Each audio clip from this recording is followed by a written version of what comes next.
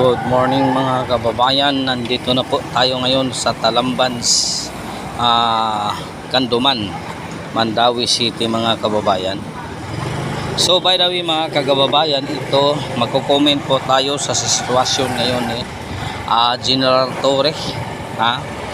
Magko-comment po tayo ngayon mga kababayan kayo kung ano mga reaksyon ninyo dito. So mag-comment po kayo dito sa aking channel. So by the way, kung hindi pa nakapag-subscribe sa aking channel, pa-subscribe naman, pa-like and share ang ating video para naman madagdag ating mga subscriber.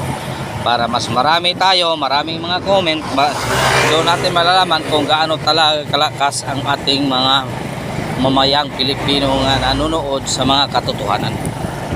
So by the way mga kababayan, ito pahiya si Torre sa kanyang ginagawa. Pahiya talaga na pahiya.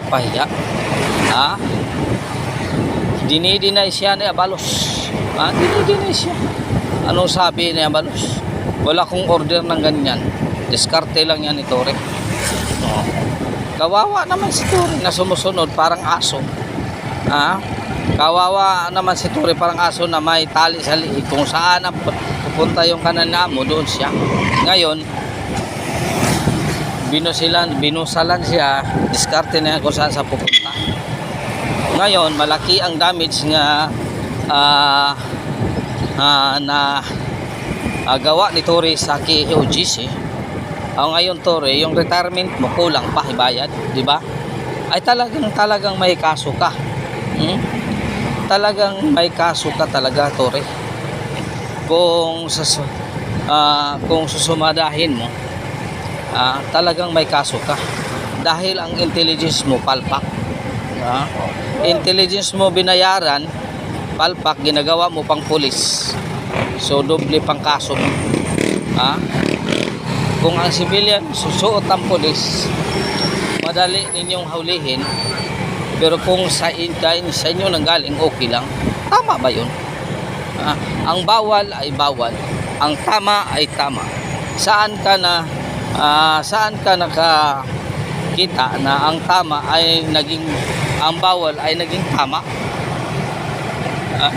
Ngayon Torre, anong mangyari sa iyo? Iiyak ka. Iiyak ka talaga. Sa daming tao na pinurwisyo mo sa KOGC, talagang mananagot ka. Iiyak ka talaga. Ba? Jud. By the way, kung magtatanong siya, ikaw Torre, sa iyong palagay, tama ba na, sa iyong palagay, magbabayad ka ba sa mga kasalanan na ginawa mo sa KOGC? May isang netizens nagtanong, at talagang magbabayad si Torre. Talagang magbabayad siya sa kanyang ginagawang kasalanan. Ang dami niyang mga properties, di ba?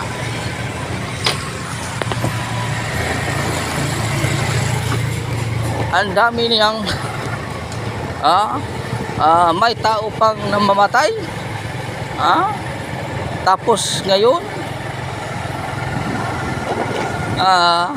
may mga cable wire pa siyang pinutol para sa supply ng KOGC. Kinarnap pa nila ang mga sasakyan ng KOGC, bombero, kung ano pa man dyan. Ngayon mananagot talaga si Torre mga kababayan. Talagang mananagot siya. Hindi naman tama nga kukunin lang ng isang bombero pagkatapos doon sasabihin niya dahil may heartbeat. Siguro yung bombero may heartbeat kaya dinala niya. Wala tayong magagawa dyan. Wala tayong magagawa dyan. Talagang pagbabayaran niya ang kasalanan niya. Kung sa ganong paraan si Torre, talagang mananagot siya. Talagang mananagot siya. Kulang pa ang retirement ni Torre. Kulang pa pangbayad. Kawawa naman yun itong mga junior officers. Sa totoo lang mga kababayan, kawawa talaga. Kawawa talaga. sumusunod lang sa utos, hindi gusto ng mga junior officers dahil sila ay professional. Itong si Torre, hindi ito professional siguro. Professional killer itong si Torre. Makikita mo naman sa mukha. Makikita mo naman doon nga sa Palulite, doon siya regional director. Persona non grata siya. Talaga ba? Talaga, totoo. Persona non grata siya sa mga tao doon. Kung sa ganong paraan, si Torre talagang mananagot kung sa ganyan kasi mangyari. Talaga mananagot siya. So, by the way mga kababayan, ito na talaga ang mga pangyayari na dapat nating titingnan. Hindi tayo sunod ng utos.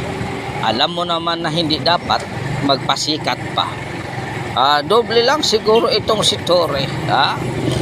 Magpasikat siya. Akala siguro niya nagpasikat siya kambumbong kaya pag mag-retire si Marvel, siya ang gagawing director kasi kahit tae ni Bongbong kakainin niya. Yun na nga. Nagpasikat siya. Ngayon din na siya. Kawawa ang Torre. Pupunta ka na lang Torre sa Michael Tudong ka umiyak ka na lang Torre. Talagang iiyak to. Hindi lang sa kaso, kapag hinatulan itong si Torre, gagawin din ng pulis sa kanya manhunt operation talaga. 20,000 pulis ang maghahabol sa kanya. Itong mga pulis na ginagawa niyang kalukuhan niya. Talagang sasama yan. Talaga sasama yan. Talagang habulin siya ng pulis doon natutulog na lang sa tabi, walang kain, halos walang ligo, walang yung CR, mga facilities para sa kanila.